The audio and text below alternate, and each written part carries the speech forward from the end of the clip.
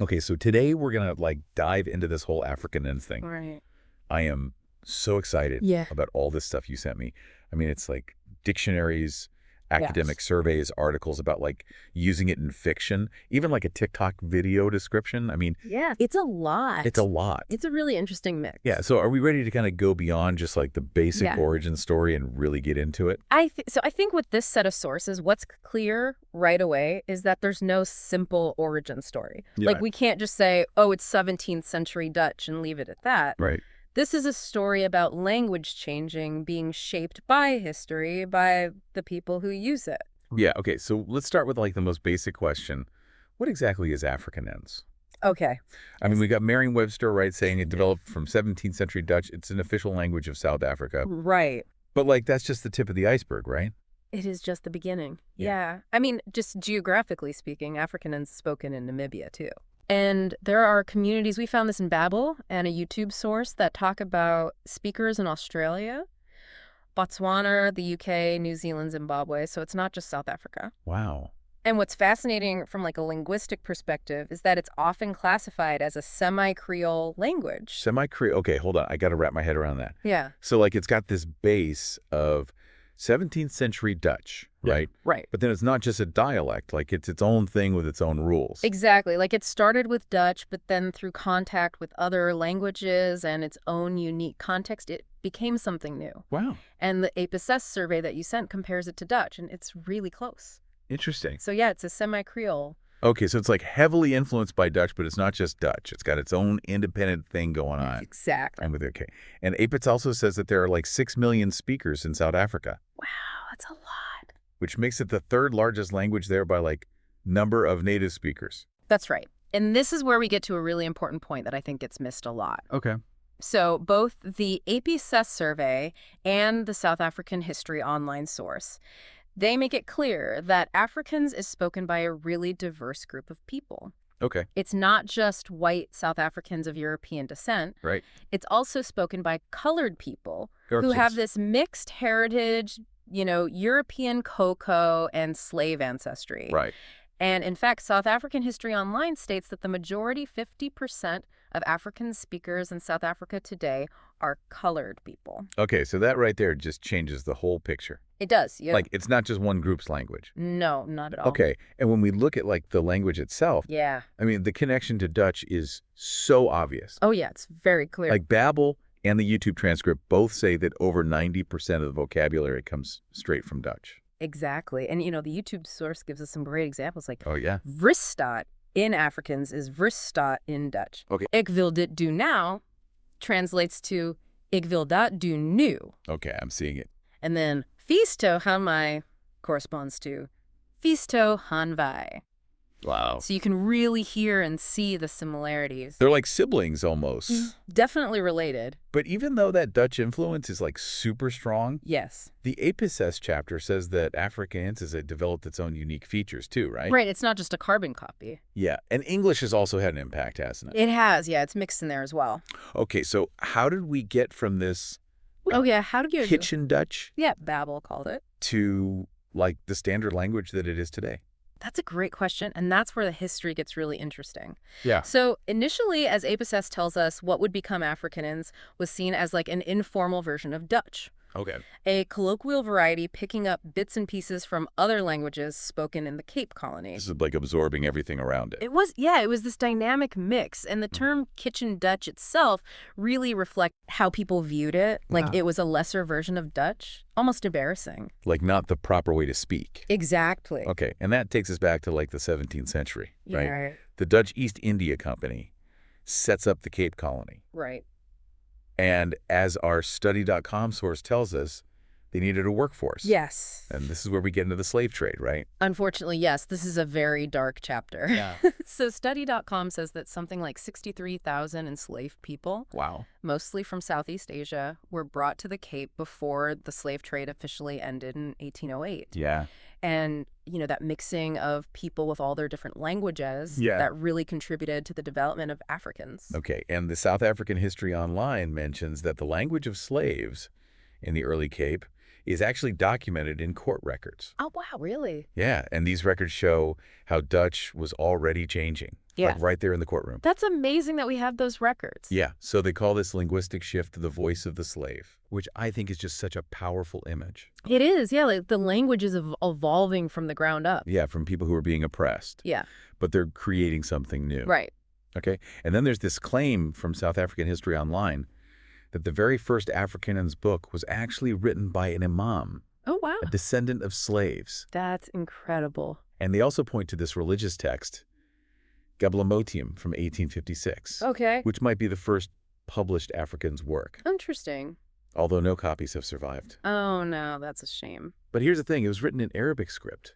Arabic script. Yeah. Wow, I did not know that. Yeah, and the YouTube transcript we have goes into more detail about this. That's great. It talks about how Muslim scholars from the Ottoman Empire actually adapted the Arabic writing system Wow. to represent the sounds of this emerging language. So they created like a whole new alphabet system? Yeah, a 29-character Arabic Afrikaans Yeah, alphabet. that's amazing. Yeah, pretty cool, right? And the YouTube source gives examples of words from these Arabic script texts that show Malay and Arabic influences. Okay, give me some examples. So like Agama for religion, Okay. Roswell, Allah for Prophet Muhammad, Uh-huh. and Dalil for evidence. Wow. They even think there might be a connection to the Malay word ilmu for religious scholars. So there's this blending happening right there in the language. Exactly. That's so cool. And before they found out about Geblematim being published earlier, this book, Thalmensprach, Tussen Klaas Warshegger, and Jan Twyfelaar from 1862. I'm not even going to try to pronounce that. Yeah, me neither. Yeah. But anyway, it was considered the first Afrikaans book, Okay. and South African History Online says it was the first secular one.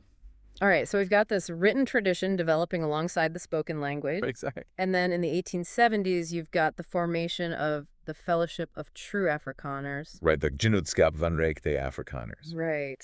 Our APIC survey talks about this. They really push for Afrikaans to be recognized as a distinct language. Like equal to Dutch. Exactly, and that led to more people using it in writing in formal settings. But it's interesting because a Reddit thread that we have points out that this group actually denied the Creole origins of Afrikaans. Really? Yeah, they wanted to see it as this pure Germanic language.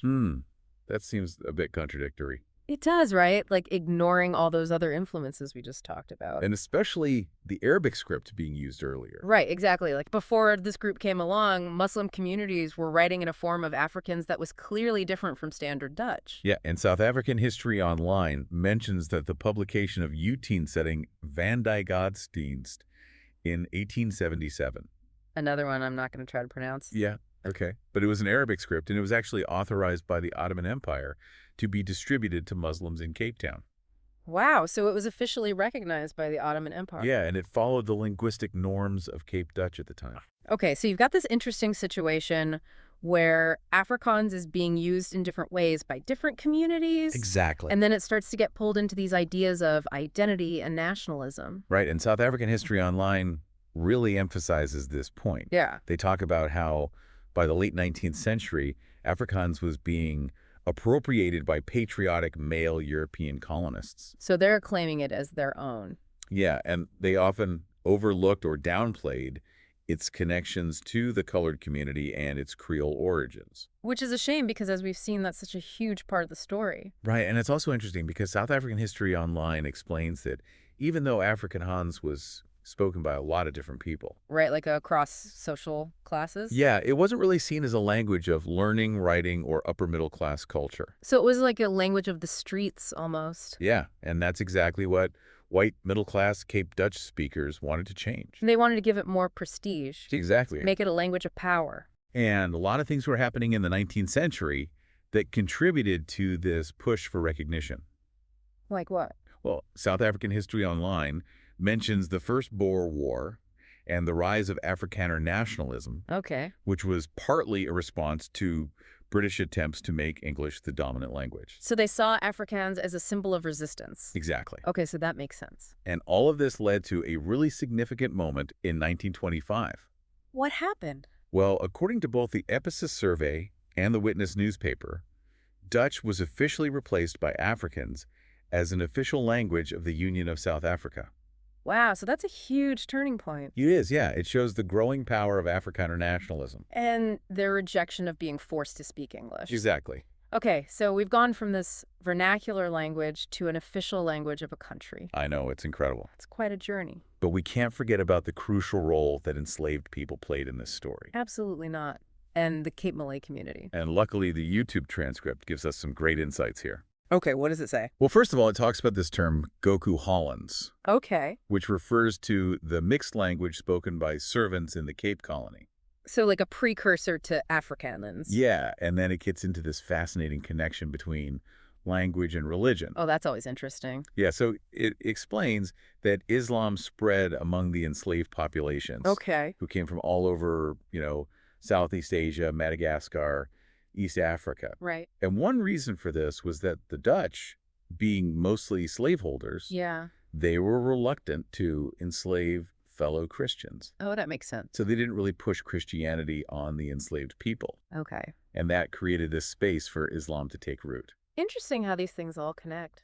And then the first mosque in Cape Town was built in 1793. Okay. And the YouTube video says that at first, Malay was the language of instruction in the madrasa. The Islamic school. Yeah, but over time, Afrikaners gradually took over that role. And of course, they wrote it in Arabic script. Exactly. Like we talked about earlier. And the YouTube source really emphasizes the role of those Muslim scholars. Yeah. Especially the ones connected to the Ottoman Empire. Right. They adapted the Arabic writing system to fit Africans.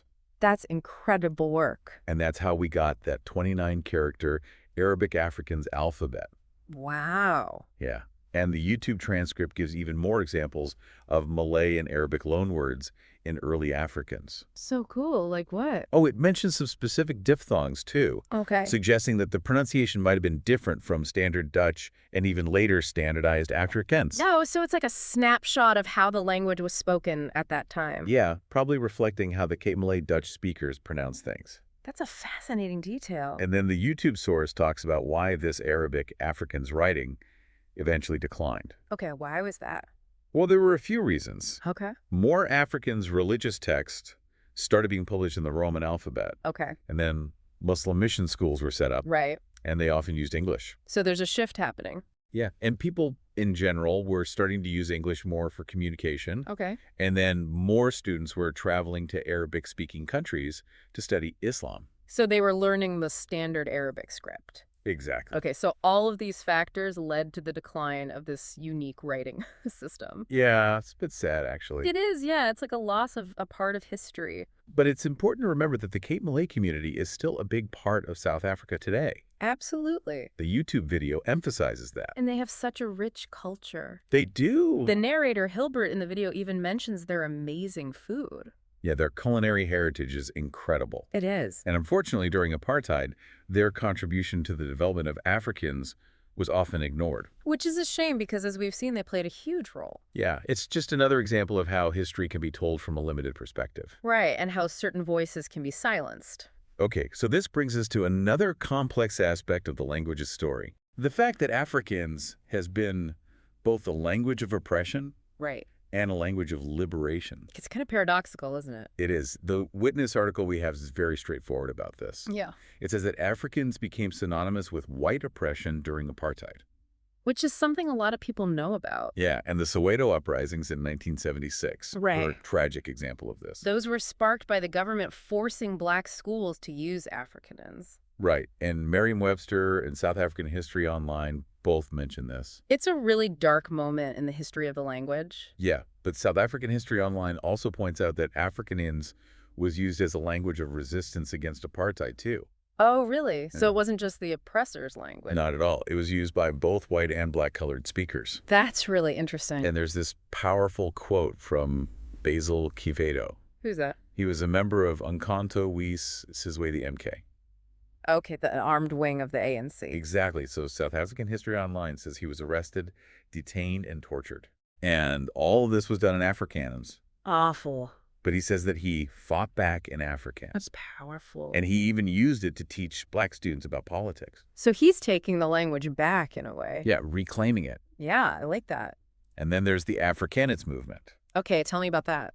So South African History Online describes it as a movement that wants Afrikaners to be recognized as an indigenous Creole language Okay. that was formed at the Cape by the ancestors of colored people. So the Khoi and the enslaved people from different places. Exactly, including the Malay community. So they're challenging the idea that Afrikaans belongs only to white Afrikaners. That's right. Okay. And they celebrate the marginalized forms of Cape Afrikaans. As a legitimate mother tongue. Yeah, and as a form of resistance against what they call the racialized hegemony of standard pure Africans. So it's about reclaiming the language and its history. Exactly. That's a really powerful movement. And there's this fascinating irony that both South African History Online and a Reddit thread point out. What is it?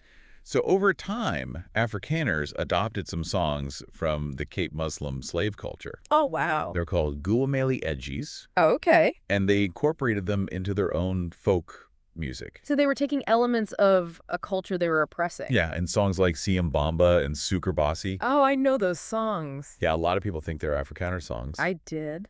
but they actually originated in the Muslim community. Wow, that's incredible. It really shows how intertwined the history is. It does. Yeah, it's more complicated than people think. And then there was that whole Ryanair incident in 2022. Oh, yeah. What was that again?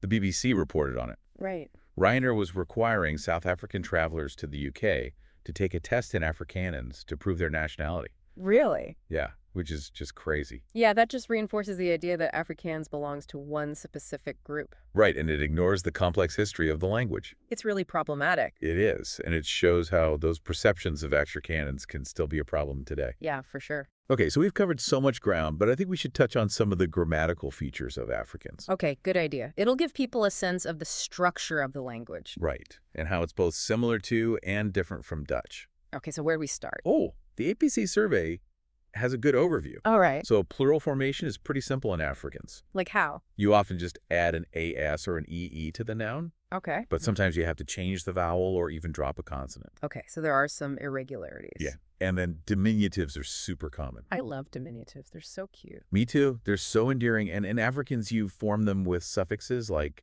ker, kt, koti, or ie, Okay. and the pronunciation can vary a bit depending on the word. Got it. And then there's this interesting thing about adjectives. Okay. So predicative adjectives, the ones that come after a linking verb, like is, they never change their form. Okay. But attributive adjectives, the ones that come before the noun, Yeah. they often take an E ending. So that's a simplification from Dutch. Yeah, it is. Interesting. And verbs in Afrikaans clearly show the Dutch influence. How so? They use the auxiliary verb het, which means to have, to form the past tense, Okay. along with the past participle that often starts with the prefix wotje. So like jaloop for walked. Yeah, Okay. exactly. Right. But the modal verbs like can and will, they've developed their own separate past tense forms in Afrikaans.